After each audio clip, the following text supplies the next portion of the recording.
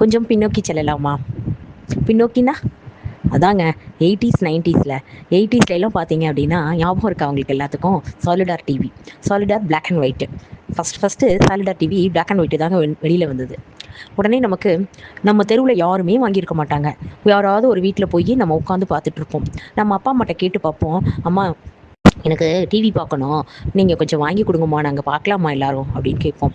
உடனே பேரண்ட் என்ன செய்வாங்க, அம்மா அப்பா அதெல்லாம் வாங்கக்கூடாது, பேசாமல் இரு, அதெல்லாம் டிவிலாம் நம்ம வீட்டிலலாம் வாங்குற அளவுக்குலாம் நம்மக்கிட்ட கெப்பாசிட்டி இல்லை, நம்மக்கிட்டலாம் பணம் கிடையாது. ஓகே, நீ அந்த தெருவில் யார் வீட்லையாவது இருந்துச்சுன்னா போய் வாங்கி பார்த்துக்கோ அப்படின்னு சொல்லுவாங்க இல்லையா? நாம் உடனே குடுகுடுன்னு ஓடி போய் அங்கே இருக்கிறவங்க ஜன்னல் வழியாக கூட நம்ம பார்ப்போம். நமக்கு அது டிவி புதுமையாக இருக்கும் இல்லையா? அவங்க என்ன செய்வாங்க, அப்போ வந்து ஒளியும் ஒளியும் தான் ரொம்ப ஃபேமஸ். பெப்சி உங்கள் சாய்ஸ், ஒளியும் ஒளியும் அப்படின்லாம் சொல்லுவோம், பார்ப்போம் இல்லையா? அந்த ப்ரோக்ராம்லாம் பார்ப்போம் இல்லையா? மார்னிங் வந்து 10 o'clock தினமலர் பேப்பர் பார்ப்போம். அந்த தினமலர் பேப்பரில் வந்து டிரான்ஸ்லேஷன் இருக்கும். ராமாயணா மகாபாரதா போட்டிருப்பாங்க. அந்த டிரான்ஸ்லேஷனை படிச்சுட்டு நம்ம போய் என்ன செய்வோம், அந்த ராமாயணா மகாபாரதத்தை போய் நம்ம பார்ப்போம். ஃபஸ்ட்டு ராமாயணம் போட்டுட்டு இருந்தாங்க, நெக்ஸ்ட்டு வந்து மகாபாரதம் போட்டுட்டு இருந்தாங்க. அதை போய் பார்ப்போம். அந்த நினைவு இருக்கா உங்களுக்கு? கமெண்ட்ஸில் சொல்லுங்கள், நினைவுகள்லாம் எப்படி இருந்தது அப்படின்னு சொல்லிட்டு. இன்றைக்கும் அந்த சாலிடார் டிவியை மறக்கவே முடியாது. அவங்க உடனே அந்த தெருவில் யார்ட்டையாவது ஒரு வீட்டில் இருக்கும், உடனே நம்ம போய் ஜன்னல் வழியாக எட்டி பார்த்து அப்படியே கொஞ்சம் நேரம் பார்த்துட்டே இருப்போம். ஏன்னா நமக்கு புதுமையாக இருக்குது, டிவியே நம்ம பார்த்தது இல்லை இல்லையா? புதுமையாக இருக்குது பாருங்கள். ஆனால் காலம் வந்து எப்படி மாறி போச்சு பாருங்களேன். இப்போ டிவியில் ஏகப்பட்ட ப்ரோக்ராம்ஸு, அது கலர் கலராக வால் மோல்டு, நிறைய வந்து விதவிதமான ஃபீச்சர்ஸு, எதை திருப்பினாலும் பயங்கரமான ஃபிலிம்ஸு, படம், நிறைய பிக்சர்ஸு, எந்த வகையான லாங்குவேஜ் படம் கூட நம்ம பார்ப்போம். அப்போ பாருங்கள், அந்த மதியம் 1 மணிக்கு பார்த்தீங்கன்னா டிரான்ஸ்லேஷன் பண்ணியிருப்பாங்க.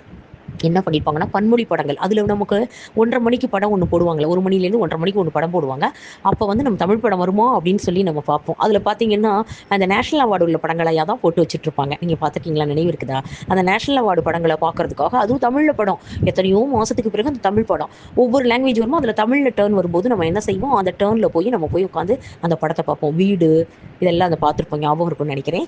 அதே மாதிரி சண்டே ஆனால் ஈவினிங் வந்து, சண்டே இல்லை சாட்டர்டேன்னு நினைக்கிறேங்க, சாரி சண்டே இல்லை சாட்டர்டே, என்ன ஆச்சு அப்படின்னா ஈவினிங் வந்து ஹிந்தி ஃபில்ம் போடுவாங்க. அந்த ஹிந்தி ஃபில்முக்கு தமிழாக்கம் போடுவாங்க. ஒரு 1/2 hour, ஒரு 20 minutes யாராவது ஒரு லேடி, யாராவது ஒருத்தவங்க வந்து தமிழில் வந்து அந்த படத்தோட சாராம்சத்தை தமிழில் சொல்லுவாங்க. அது நம்ம கேட்டால் தான் நமக்கு அந்த ஹிந்தி படம் நமக்கு புரியும். அதே மாதிரி நம்ம அந்த ஒரு ஹிந்தி படத்தை கூட நம்ம மிஸ் பண்ண மாட்டோம் இல்லையா? அப்போ வந்து என்ன ஆகும் அப்படின்னா, அந்த தமிழாக்கத்தை டிரான்ஸ்லேஷனை நம்ம என்ன செய்வோம், ரொம்ப அருமையாக கவனிச்சுட்டு, ஏன்னா அந்த டிரான்ஸ்லேஷன் தெரியல அப்படின்னு சொன்னால் நம்ம என்ன செய்வோம், அந்த தமிழாக்கம் தெரியல அப்படின்னு சொன்னால் நம்ம அந்த படத்தை பார்க்க மாட்டோம் இல்லையா? அப்போ நம்ம என்ன செய்வோம், அந்த டிரான்ஸ்லேஷன் டு தமிழை வந்து கேட்டுட்டு நம்ம என்ன செய்வோம் அப்படின்னு சொன்னால் அந்த ஹிந்தி படத்தை பார்ப்போம். அவ்வளோ சுவாரஸ்யமாக இருக்கும் இல்லையா? நமக்கு தெரிஞ்ச எவ்வளவோ படங்கள்ல வந்து நமக்கு வந்து பார்த்திங்க அப்படின்னா சண்டே ஈவினிங் வந்து 5:30க்கு மேலே ஒரு படம், தமிழ் படம் போடுவாங்க. அந்த படத்தை நம்ம நல்ல சுவாரஸ்யமாக பார்த்துருப்போம். 1008 விளம்பரங்கள், எவ்வளவோ விளம்பரங்கள் வரும். அதெல்லாம் சகிச்சுக்கிட்டு நம்ம 9:30 வரைக்கும் அந்த படத்தை பார்ப்போம் இல்லையா? ஒரு 3 hours படத்தை வந்து பார்த்தீங்க, 3 hours 2.5 hours பாதி கட் பண்ணி பாதி போட்டும் போடாமையும் போடுவாங்க அந்த பொதிகையில். அதெல்லாம் பார்ப்போம். அவ்வளோ சகிப்புத்தன்மையோடு நம்ம பார்த்தோம். அப்புறம் எவ்வளோ சந்தோஷமாக இருந்தது பாருங்கள். இப்போ பாருங்கள், ஒவ்வொரு ஆண்ட்ராய்டு டிவிங்கிறாங்க, ஒவ்வொரு ஃபீச்சர்ஸோட டிவிங்கிறாங்க. ஒரு நிமிஷம் அந்த டிவியை நம்மளால் பார்க்க முடியுதா? பார்த்தீங்களா? என்ன காலத்தின் கொடுமை பாருங்க. அப்படி தானே? நான் சொல்கிறது கரெக்டு தானே? கரெக்டுன்னா கமெண்ட்ஸில் சொல்லுங்கள். Okay, thank you. இன்னொரு சுவாரஸ்யமான நிகழ்வுகளை பார்க்கலாங்க. தேங்க்யூ.